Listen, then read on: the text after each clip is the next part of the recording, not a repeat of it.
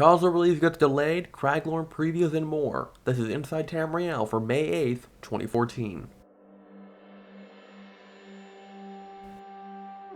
Hello everyone and welcome back to another episode of Inside Tamriel. As always, I'm Guardiangamer and let's get to the news. ZeniMax posted today a short statement explaining that development on the Xbox One and PlayStation 4 versions of Elder Scrolls Online are going to delay launch by 6 months. This will push the prior June release all the way back to December. ZeniMax explains that this delay is because of issues getting ESO to work on both the Xbox and PlayStation networks.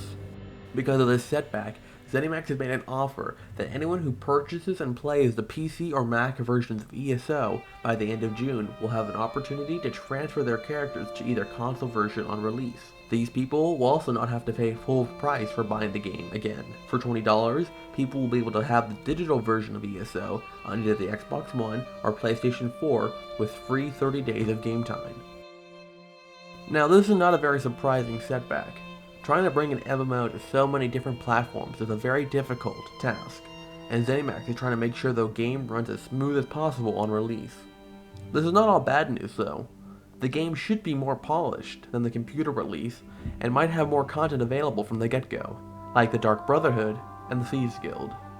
Those of you looking forward for the intended console release will be disappointed by this setback, but ZeniMax does say that console betas will be a reality now, and will be announcing them in the future. If you can't wait for the release of it on consoles, be sure to keep an eye out for these early console betas. With ZeniMax news out of the way, let's take a look at the few things happening in the community. TESO Life has put up some videos giving a preview of what's to come in the upcoming content update. Specifically, Craglorn in patch 1.1. It reveals some of the locations and bosses throughout the region. This is all coming from the public test server, so changes might occur as ZeniMax prepares for launch. There are currently 3 parts out, so if you want to see some things coming in ESO, check this out. Over on Tamirel Foundry, Atropos released an updated version of the Foundry Tactical Combat Tool on May 6th.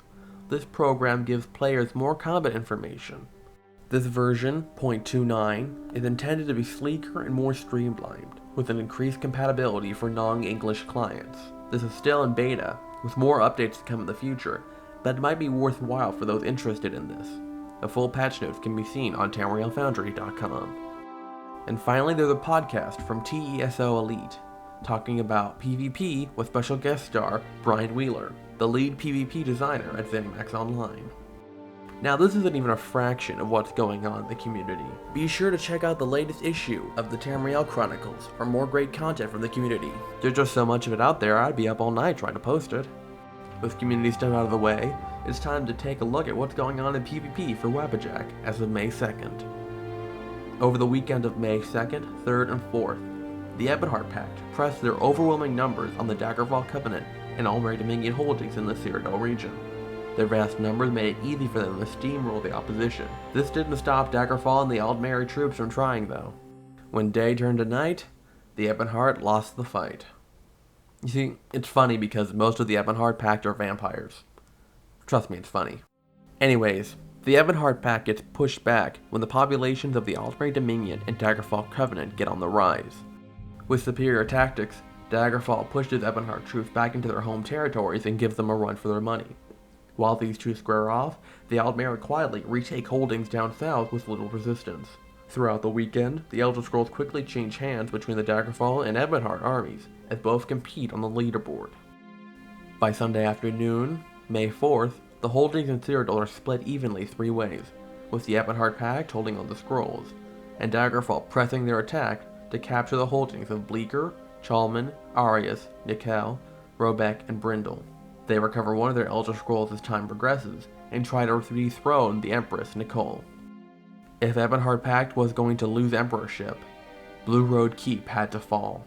But Ebonheart troops fought fiercely against both attacks from Daggerfall and Dominion troops to hold the keep. With most of the Ebonheart Pact's military at Blue Road, Daggerfall tacticians decided to make the Pact's defense of Blue Road not worth their while, and sent troops northward to capture the forts Farragut and King's Crest, to take the Aldmeri scrolls inside and open the gates to the Ebonheart's own scrolls. The object of this tactic was that either the Ebonheart would have to move back to try to defend their home territory, or lose their territory, and those scrolls in order to keep their emperorship. Eventually, Daggerfall was able to capture the Blue Road and dethrone the Ebonheart's Empress, along with capturing all the scrolls.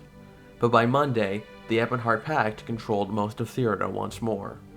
This is pretty much how PvP went throughout the week. Ebonheart Pact troops would capture all the territories in Cyrodiil when their populations were high, and the Aldmeri Dominion and Daggerfall Covenant had no one on. As soon as their populations got larger, Ebonheart troops got forced back. As of Thursday night, the map was once again split evenly among the three factions, with the Dominion having snuck past King's Crest to try to reclaim the scroll kept there. The Ebonheart hold all the other scrolls, and we will have to keep an eye on things to see how they progress. On a final note, it seems that no matter what server you go on, one faction seems to be dominant over the others. The few servers that have one faction not completely dominating the others are usually in low population servers. However, as Daggerfall troops have proven time and time again, it's not always about how many troops you have, but how those troops you have are led.